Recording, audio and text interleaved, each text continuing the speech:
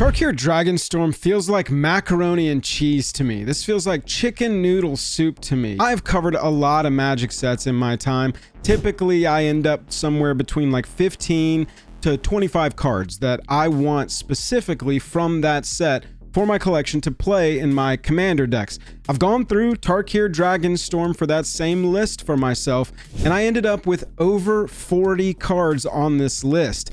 And we've got surprises up and down the chain. Things I didn't expect to see. Like, I knew Tarkir Dragonstorm was going to have cool dragons, but I didn't know that they were just going to outclass commonly played commander cards just like that. Here's a newer, better version. Enjoy. I really like Protector of the Wastes, y'all. 2 white, 4 other for a 5/5 flying dragon. When this creature enters or becomes monstrous, exile up to 2 target artifacts and or enchantments controlled by different players. Thank goodness that we can't just hose Ricky and say, oh, both your artifacts are gone, or your artifact and your enchantment are gone. We have to split that up, but still insane. 5/5 flying power in the air that comes with a double removal on the enter or becomes monstrous, because we can just pay 5 mana, which if you're keeping track at home on your notepad, that's less mana than it costs to actually cast this thing the first time. You pay the 5 mana, you get to exile, better than destroy, up to 2 target artifacts or enchantments controlled by different players again, and Protector of the Wastes becomes an 8/8. That's just one example of the cards. When I was looking through this, I had to read it again. I went, wait, hang on. Is that real? Really? Okay. It's not like a game-breaking card, but wow, just, all right, strictly better Angel of the Ruins. I love it. And the whole set is filled with that. I've got some really cool cards to go over in this video. Joel, Our Magic is brought to you by Card Conduit, the best place to sell your cards quickly and easily on the internet. TCG Player, the best place to buy them. Go have stores compete for your purchase of Magic the Gathering or any other TCG cards. Dragon Shield's the best possible sleeves that you can find to protect your cardboard. And Moxfield, the best website for putting your deck lists on the internet and sharing them with your friends. Tempest Technique is an enchantment aura for 4 mana. It's got Storm, which means when you cast this, you get to copy it for each cast before it, and you can choose new targets for the copies. Copies you control become tokens. It enchants a creature you control, and it says enchanted creature gets +1/+1 for each enchantment you control. So if you cast 3 spells and then Tempest Technique, you're getting 4 total copies of Tempest Technique. If you had no other enchantments, each one of them says +4/+4, enchanted creature gets +4/+4. And that creature would then get +16/+16 if you're just dropping it on 1 creature. Drop that on a flyer, drop that on a trampler, and you're off to the races. And that is such a tame example of how I think this is going to get used. I want to run this in my Elevair Enchantress deck. I really am excited about this one because it's got a lot of low mana value auras in the deck already. And so if I can cast 2 or 3 of those just spreading around, this enchanted creature gets +1/+1 for each enchantment you control to multiple creatures in a deck like that is going to be insane, because I'm already going to have a battlefield full of enchantments. It's looking for all of those and giving that anthem to each creature that this hits. I'm just really excited about this one for my Enchantress decks. For my spellcasting decks, we've got Adaptive Training Post. I'm definitely putting this one into Stella Lee immediately because I think it's got a lot of power. I want to test it at the very least. Let me know if you think this one's going to pop off. A blue and 2 for an artifact that says, whenever you cast an instant or sorcery spell, if this artifact has fewer than 3 charge counters on it, put a charge counter on it. Remove 3 charge counters from this artifact. When you next cast an instant or sorcery spell, copy it, and you can choose new targets for the copy.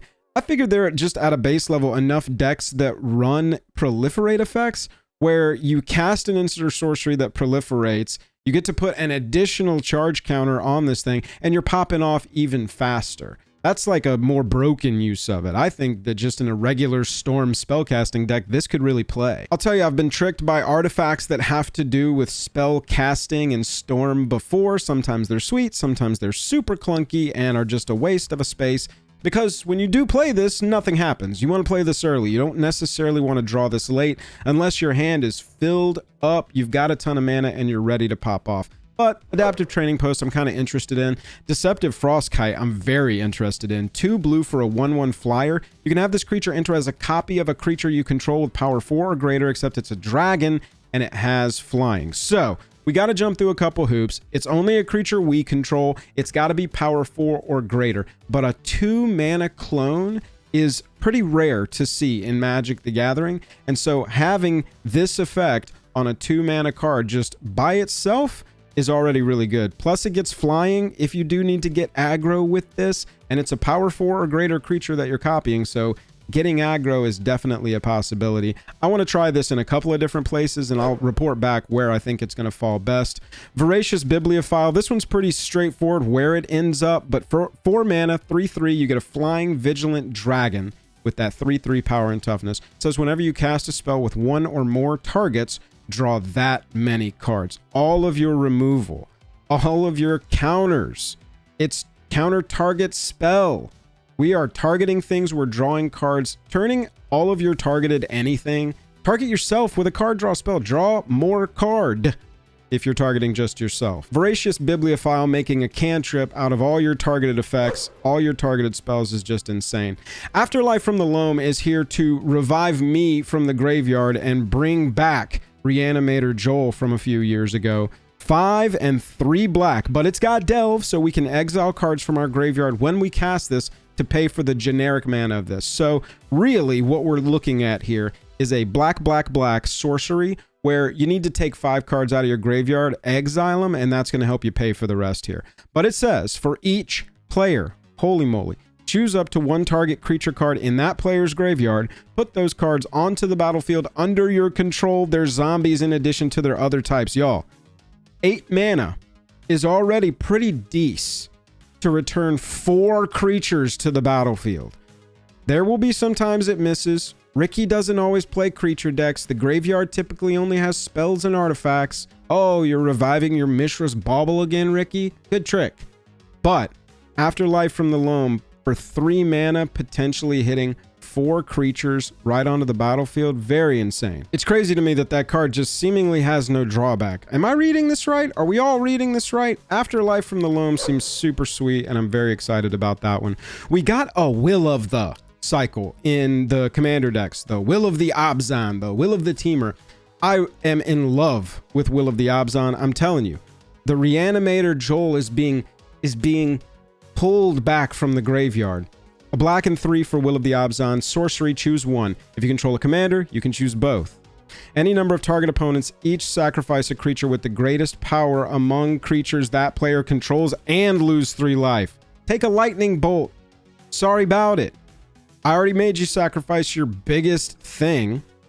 Sorry, you're also going to take a lightning bolt to the face. By the way, I control my commander, so I'm going to reanimate a creature. This is just such an insane swing to me. 4 mana is typically the going rate for returning a target creature card from your graveyard to the battlefield. Nowadays, modern Magic, 2025 Magic the Gathering, you've got 4 mana typically to return a creature card from your graveyard to the battlefield. That'll be like an uncommon effect.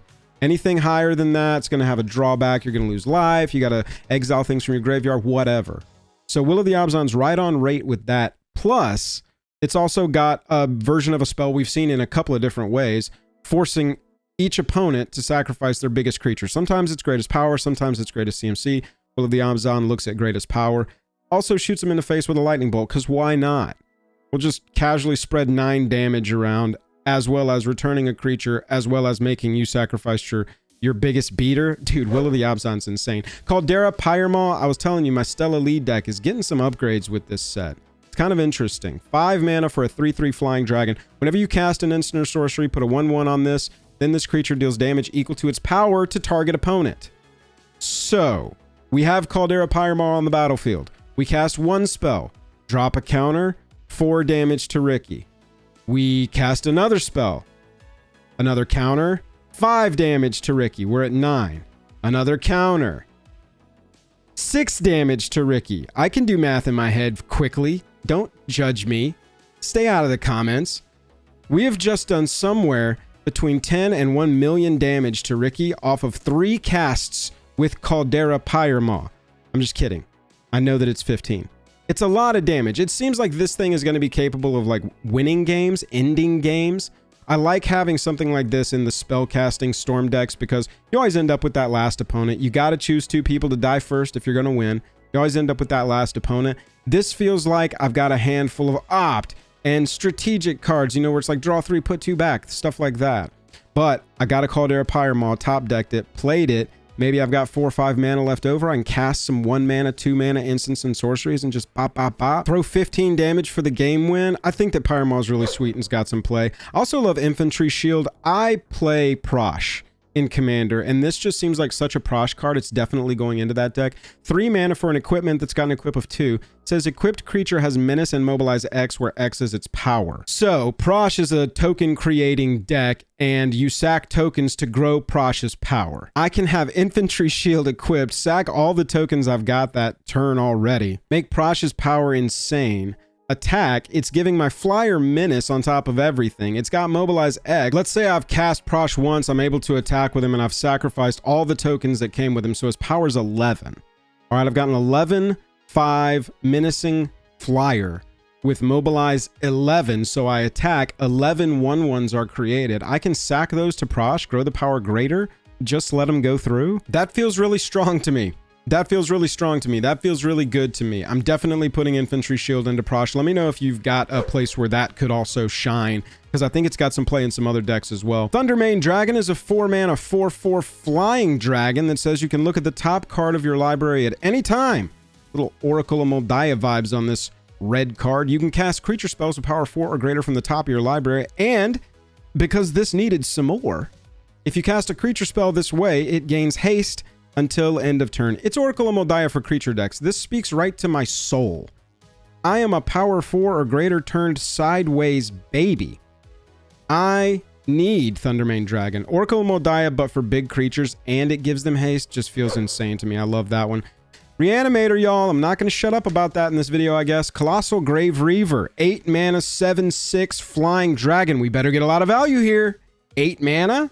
Okay, dragon. Whenever this creature enters or attacks, mill 3 cards. Whenever one or more creature cards are put into your graveyard from your library, put one of them onto the battlefield. You are milling stuff from your library. Creature hits, you can choose to just put it onto your battlefield.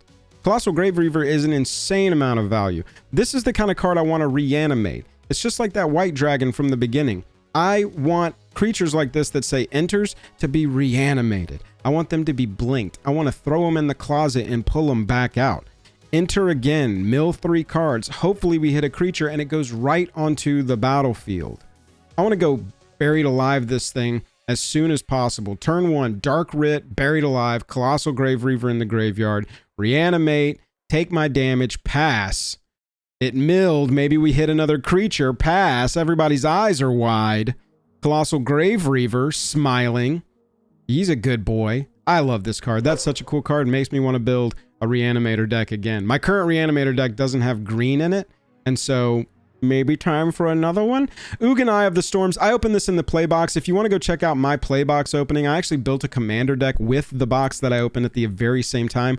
Have a series here on the channel called Break and Build. I pulled an Ugin, Eye of the Storms in that box. Didn't get to build it into that deck because it's very specific, colorless, you know, but I'm definitely putting this into my Eldrazi deck that I built around MH3 and aggregated all my Eldrazi and colorless fun cards into that deck. And so I absolutely already have a home for this, and I'm really excited to have pulled it because it was on my list to buy. Ugin, Eye of Storms, 7 mana, 7 loyalty. Ugin. This thing is more broken than the Dow Jones Industrial Average. When you cast this spell, exile up to 1 target permanent that's 1 or more colors.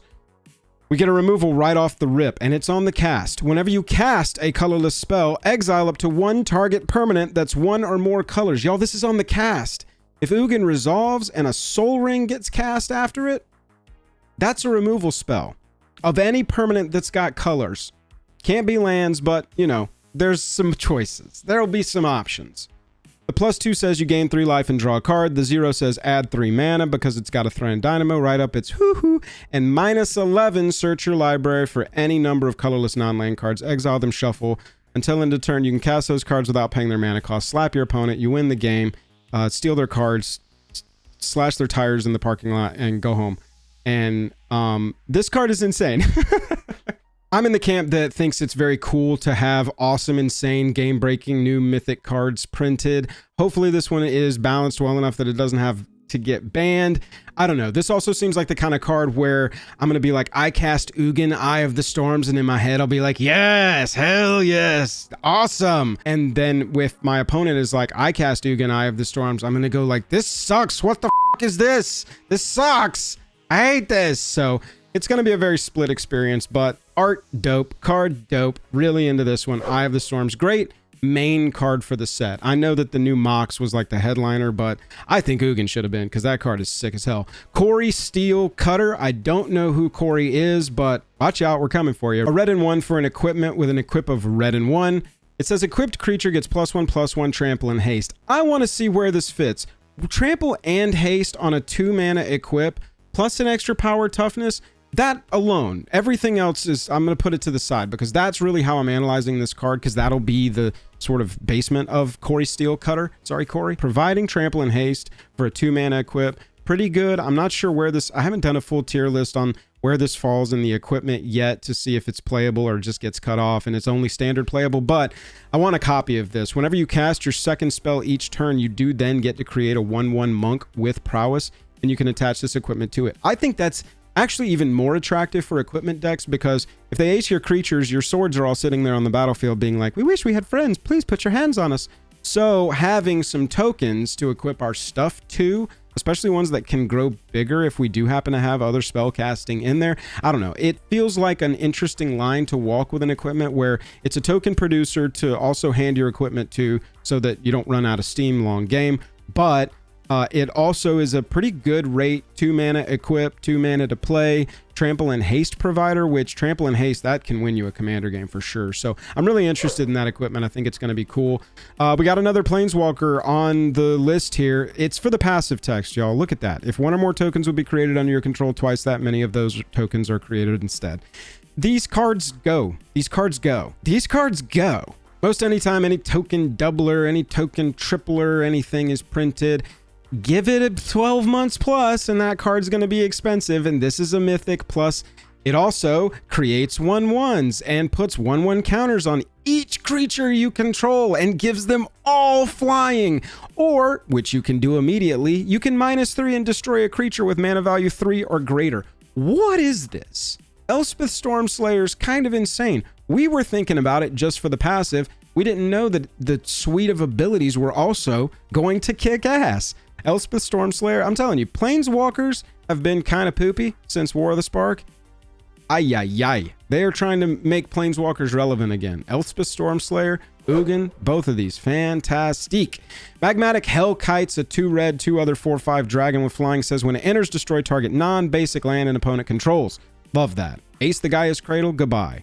Its controller searches their library for a basic, puts it onto the battlefield tapped with a stun counter on it, and then shuffles. I love this. It's stunned when it comes in, so they do get to replace it. It's not just Total Host Factory USA, but we have got a stun counter on the land when it enters. They had to go get a basic. There's going to be opponents that fail to find basics, and we're going to get their either like triple color producer or one of their best utility lands. Ace the Rogue's Passage, ace the Maze of Ith that won't let you win, ace Gaia's Cradle that's going to let them ramp and go crazy, or the Cabal Coffers.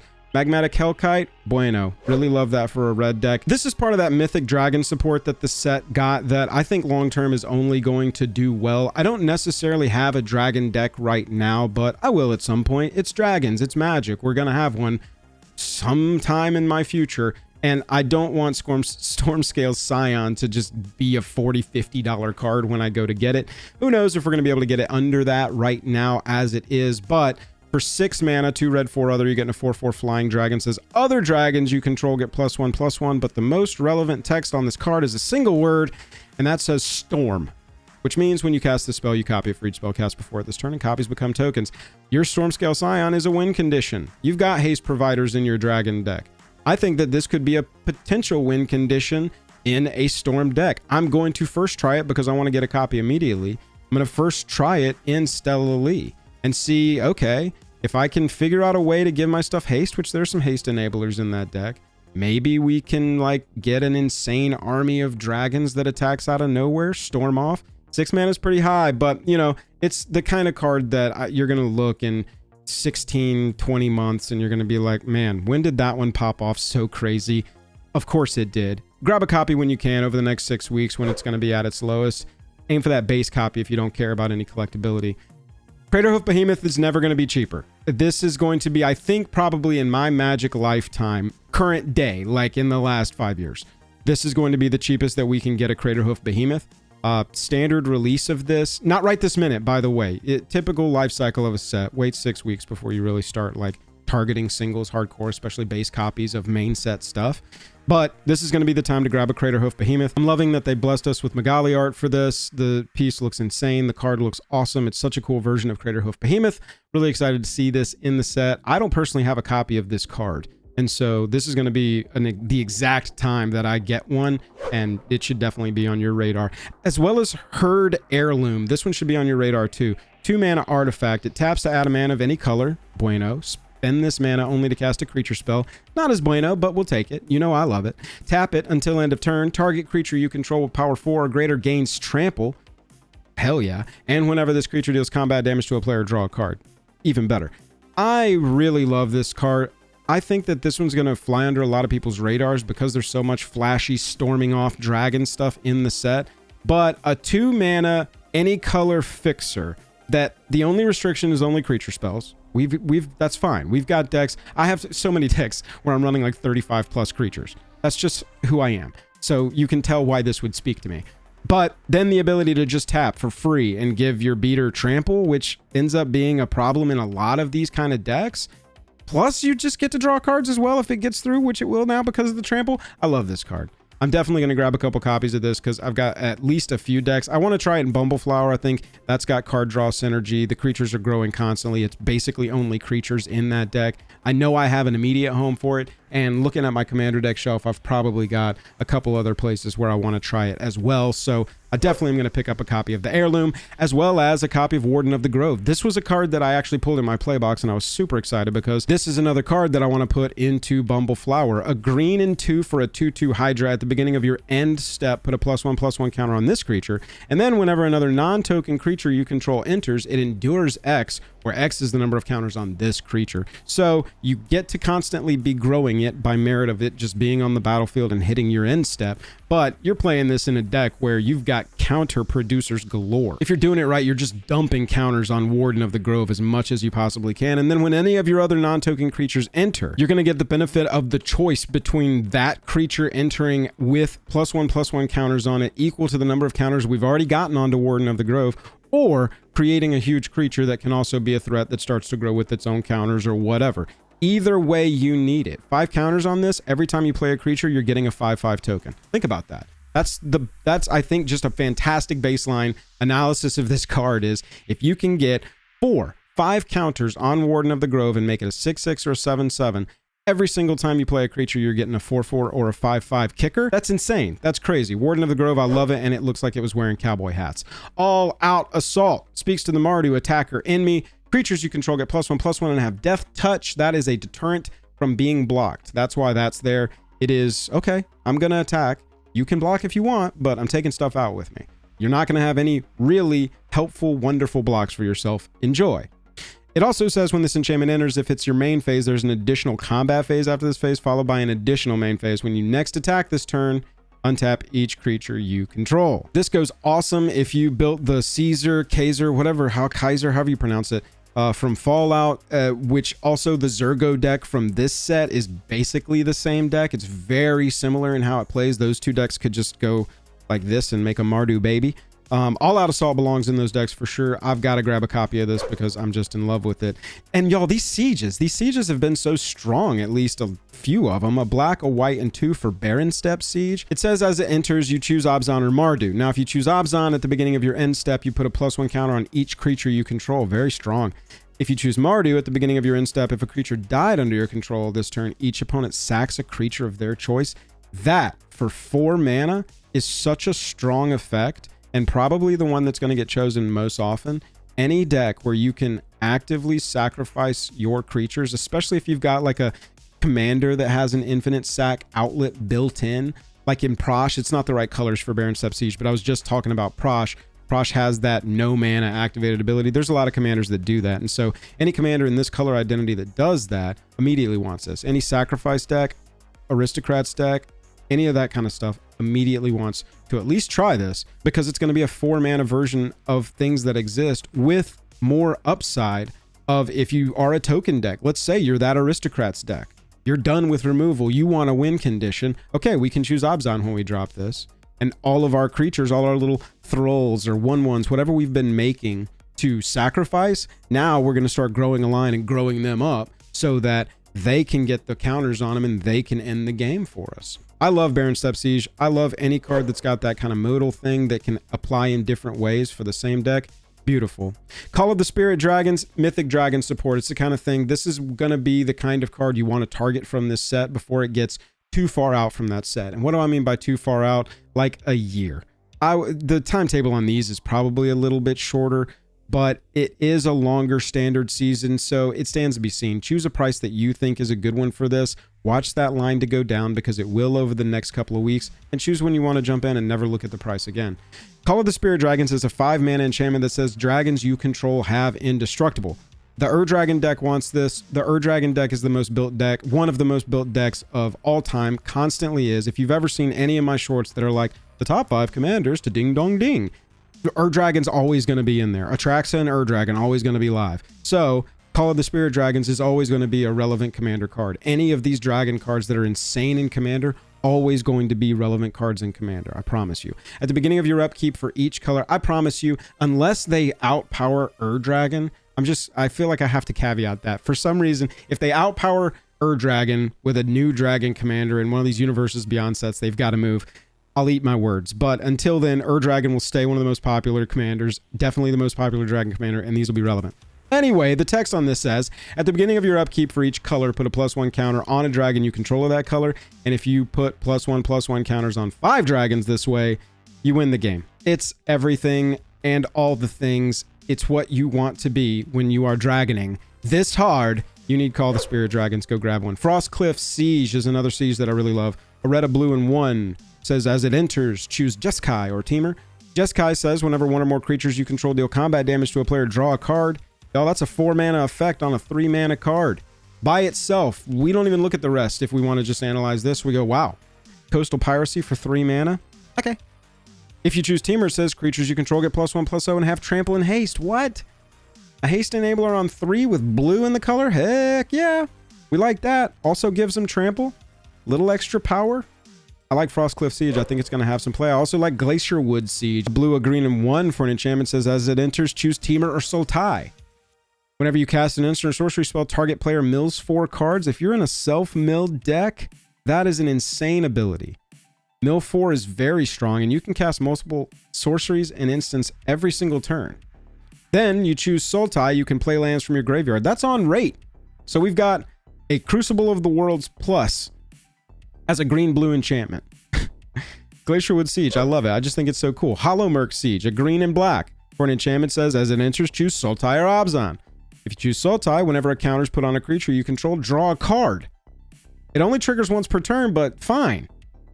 We're dropping counters like gangbusters in a deck that's dropping counters. We're definitely wanting to draw a card, and we just play this if we want to fill up, or if we want to stay filled the whole game. But if we choose Abzan, it says whenever you attack, you put a +1 counter on target attacking creature, and it gains menace until end of turn. You got a big stompy dude? Make that big stompy dude even bigger, stompier, and give it Menache. Hollow Merc Siege, also a big fan. Big fan of it being 2 mana. Inevitable Defeat. I gotta analyze this one. This is Mardu. It speaks to me. I love how it says it can't be countered. Haha, screw you, blue deck. Exile target non-land permanent, and then a Lightning Helix.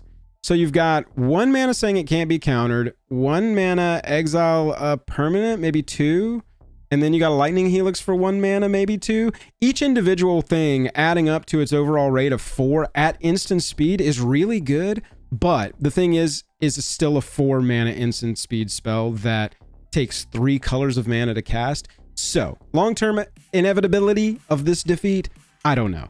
I like it a lot. I definitely want to test it. I'm going to put it into Dahada and see how I like it. But even now, I'm like, what am I going to take out for it? Swords to Plowshares? I like that 1 mana. That 1 mana is really good. I don't have to stay untapped with 4 mana to answer their thing. It does exile and it's a Lightning Helix. I don't know. Tell me what you think about Inevitable Defeat. This is one I'm mostly on the fence about, but I already pulled it in my play box, so I know I've got a copy. I don't have to go buy a copy of this, but I think that it could see some play, especially casually. Anafenza, Unyielding Lineage. A white and 2 for 2/2 Spirit Soldier with Flash and First Strike. Says whenever another non-token creature you control dies, Anafenza endures 2. This is pretty crazy. Something's getting removed. You're having to sacrifice a bunch of stuff, maybe. Can't do this in response to a board wipe because it'll get aced as well. But every time a non-token creature dies, Anafenza growing by +2/+2 with counters, or just dumping a 2/2 onto the battlefield, that's really good. Especially in decks we were talking about, stuff that wants to sacrifice to like a sacrifice outlet. Having creatures that you can sack to turn those creatures that die into more creatures to then be also sacked. You can see how that's very strong, and you'd be chaining your deaths so that you can cause torment on your opponent's battlefields. On Anafenza, I like for a couple of different reasons. You got that route where it's like, I'm going to keep your creatures on the battlefield so you can keep sacking stuff. Or I'm going to like reward you if stuff does get aced. But I can also be a big first striking threat. I can grow pretty quickly. You know, another non-token creature you control dies. You can control that. You got a battlefield full of 3/4 creatures that you don't mind sacking and aren't tokens. You know, growing the power of Anafenza by 8 at instant speed, which could happen. That's pretty cool. As long as you got a sack outlet that you can use whenever. Attack with Anafenza, gets through, no blocks. Okay. I sack 3 creatures. Gets 6/6. It's an 8/8. Any response? Pretty sweet. I like that one. I also like Lotus Light Dancers and Sultai. Sultai +2 for a 3/6 life-linking zombie bard. It says enters. I want to blink the heck out of this thing. Search your library for a black card, a green card, and a blue card. Put them into your graveyard and then shuffle. It's buried alive on a blinkable creature with lifelink and a big old butt. That is what I want. That's pretty cool. Casual for sure, but fun. And I'm really excited to get this one going. I think that maybe my Reanimator deck needs to be Sultai. The more that I'm talking about it, it feels like Sultai is the way to go. Have y'all seen Mardu Siegebreaker? Mardu +1 for a 4/4 human warrior with Death Touch and Haste. It says when it enters, exile up to 1 target creature you control until the creature leaves the battlefield. But wait, whenever this creature attacks for each opponent, create a tap token that's a copy of the exile card attacking that opponent. At the beginning of your end step, sacrifice those tokens. Dockside Extortionist was banned, but holy moly. We get the ETB off Dockside, we cast Mardu, it enters, we exile our own Dockside under it. Mardu Siegebreaker attacks, we create a tapped token of Dockside for each opponent attacking those opponents. 3 triggers. And that's just with a banned card, obviously. That example is egregious, but there's a lot of good ETB death trigger creatures that you can stick under Mardu Siegebreaker and get kind of crazy with. And you should call out, this is a kind of a version of an old mechanic called Champion a Thing, where you had to sack a thing or like exile a thing under the creature that you were playing. It's board wipe protection. Mardu Siegebreaker dies, that thing's going to come back when Mardu Siegebreaker leaves the battlefield. We're going to get the ETB again just by merit of it re-entering. So it's got some applicability, and it's even better than I think it could read. I really am excited about that one. I'm also excited about Parination. A green, a black, a white, and 3 for return target permanent card from your graveyard to the battlefield with a hexproof counter on it and an indestructible counter on it. There's a lot of good targets for this that could make you really, really pesky. Any creature that says your opponents can't win and you can't lose with a hexproof and an indestructible counter on it, your opponents are going to have to dig for that farewell. That's pretty much going to be the option. Parination can really lock you in, get a big threat on the battlefield. And that's just me thinking creatures. That says target permanent. You can go get any permanent, give it a hexproof and an indestructible counter and be like, all right, I'm about to try and win. Here we go. Parination style. That's a really cool card. I like that for 6 mana. Gotta mention Songcrafter Mage as well. It's Teamer for 3/2 flashing human bard, a green, a blue, and a red. When this creature enters, target instant or sorcery card in your graveyard gains Harmonize until in a turn its Harmonize cost is equal to its mana cost. This is essentially just giving it flashback, giving that instant or sorcery flashback, but it's called Harmonize because it's got this little extra thing where you can tap a creature you control to reduce the cost by X generic mana, where X is the power of that creature. And it doesn't have to have haste or anything because it's the ability tapping the creature, not the creature itself.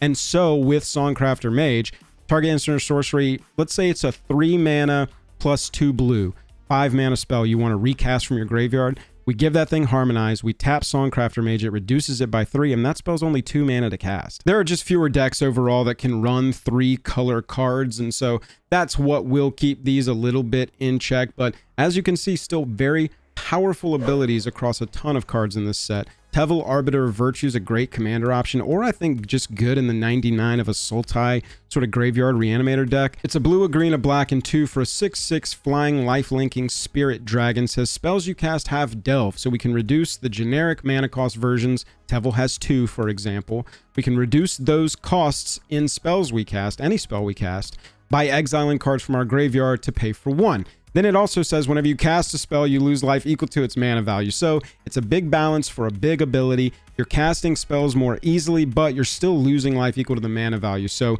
even if we used Tevel to reduce Tevel, for instance, which would never happen, but it's easy to look at here, we cast Tevel, we can delve 2 cards out of our graveyard, exile 2 cards to reduce that by 2. So we only pay 3 mana to cast Tevel in this example. However, we're going to lose 5 life for casting it because we're still going to lose life equal to its mana value, not its reduced mana cost. So very strong ability, very big drawback that we need to build around. That's why I think that this could also be strong in the 99, because you only want it late, maybe once your graveyard's full up and you want to pop off and try and win. You don't want to be putting yourself in too big of a hole early, but even in the command zone, this can come down late. I'm not saying you have to cast it super early either. So Tevel, Arbiter of Virtue, I really like. I think it's going to see some play.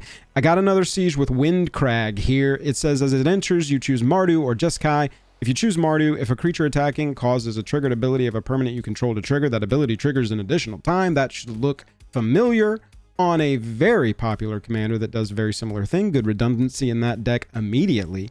And then you can also choose Jeskai. Says at the beginning of your upkeep, create a 1/1 red goblin creature token. It gains lifelink and haste until end of turn. That may seem like small beans, but there's a lot you can do with just a token creator that gives it every turn and doesn't make you sacrifice it. That just provides over and over again. You can sacrifice that thing, you can suit it up with equipment. That last ability will be overlooked because the first ability is very strong, and decks that want this are absolutely going to want this card. But I do think that that second ability also has some play. We'll see if it's strong enough to stand the test of time. Y'all, it's a Mox. There's not a lot to say about Mox Jasper that hasn't already been said ad nauseum. It's a 0-cost legendary artifact. You add a mana of any color, and it can activate only if you control a dragon. Use changelings, they're saying from the peanut gallery. 1 mana changelings will do it for you, Joel. Yes, they will.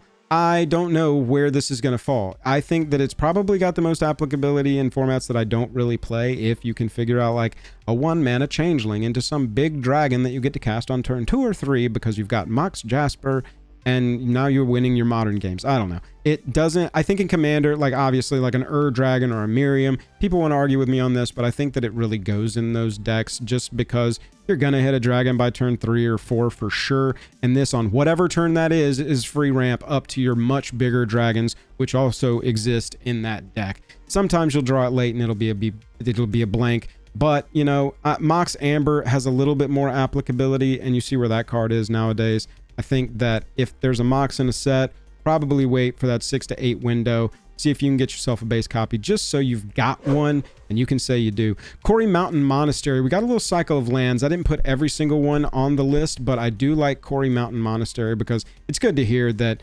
Corey's got a good place to live, even if he's getting cut up. It enters tapped unless you control a plains or an island. It taps for a red, and you can pay 4 mana to impulse draw the top card of your library, meaning exile the top card until the end of your next turn, you can play that card. So it gives you a full turn to play it, which I think is pretty sweet. It is going to be a lot. You basically have to tap 5 mana to do this, but having some sort of backdoor on a utility land that can enter untapped pretty frequently, just a plains or an island. Non-basics with land types will let this come in untapped. I think that there's some play here. It's one that I want to grab a copy of and test out. Maelstrom of the Spirit Dragon, for the same reason that I'm like, I need to just grab the staple mythic over-the-top dragon stuff. Maelstrom of the Spirit Dragon is in that camp. It either taps for a colorless or it taps for a mana of any color to cast dragons or omens, and you can pay 4 sack it to search your library for a dragon into your hand. I mean, it's like the dragon deck wants this land. I pulled a foil one of these out of my play box. I was super excited about that.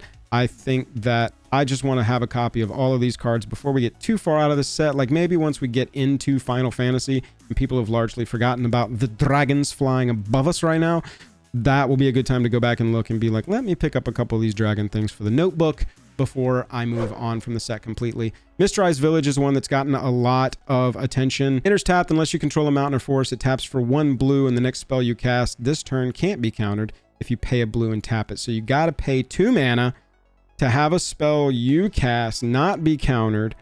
It's got potential. I think that for a commander pod, this is kind of the utility land that will be in the deck but will never get used. I think maybe for constructed this will be good, and so I think that I want to grab a copy just so it doesn't become like a $15 land because it finds niche use somewhere. I want to grab a copy cheap just so I've got a version of Mistrized Village in case this starts making it into decks. I mean, CEDH, it's probably got to be explored in there if those land bases aren't already solved.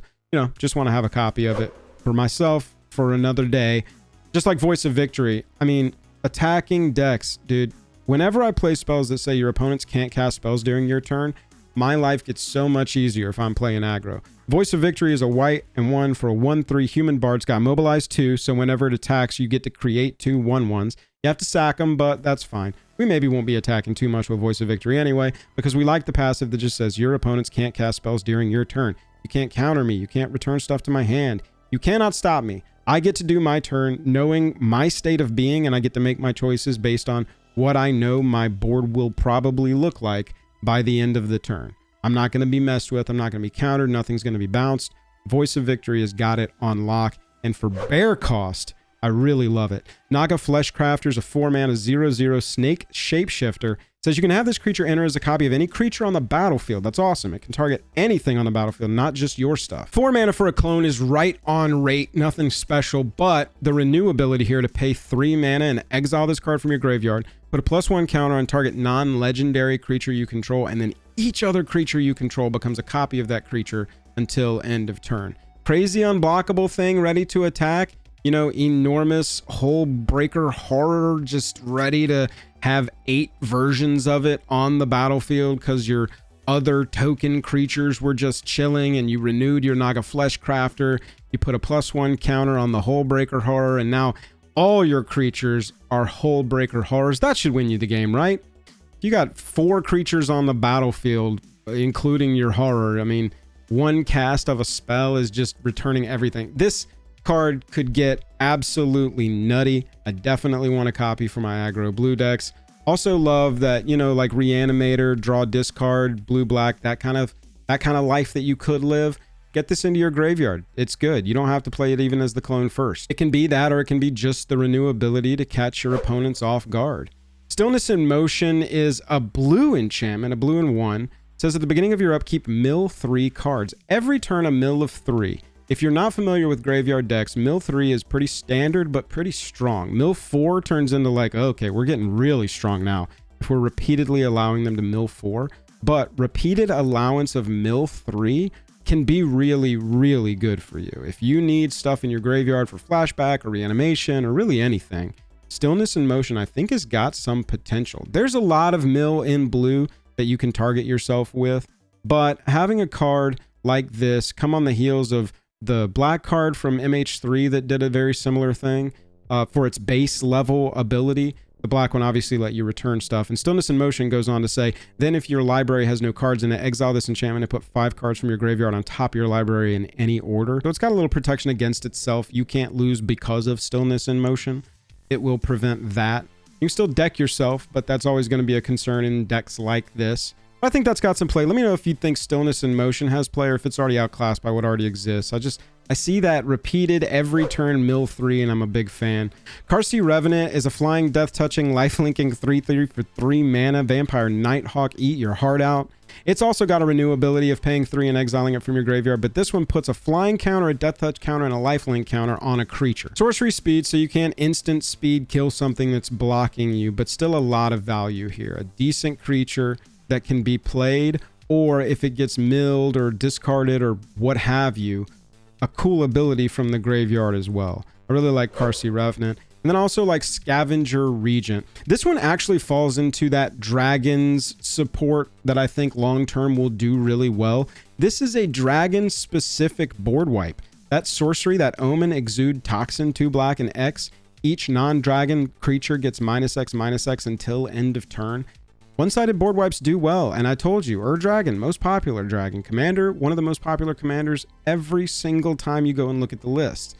To have a 4/4 flyer kicker just to be on the other side of this, the utility value of this spell having basically 2 modes is just really strong. And I think this card will do really well long term, even though it's not a mythic, because unless it gets reprinted in a precon or something that has to do with dragons, that board wipe ability is going to be desired by dragon players for a while. Those are the cards I'm most interested in for my commander decks from Tarkir Dragonstorm. Let me know down in the comments if there are any cards that are on your personal list that I didn't include. I'd love to talk to you about them. Also, before I wrap up, let's address the elephant in the room a little bit. There have been some changes here on the channel, and I just want to say a big thank you to anyone who is still here and remaining active.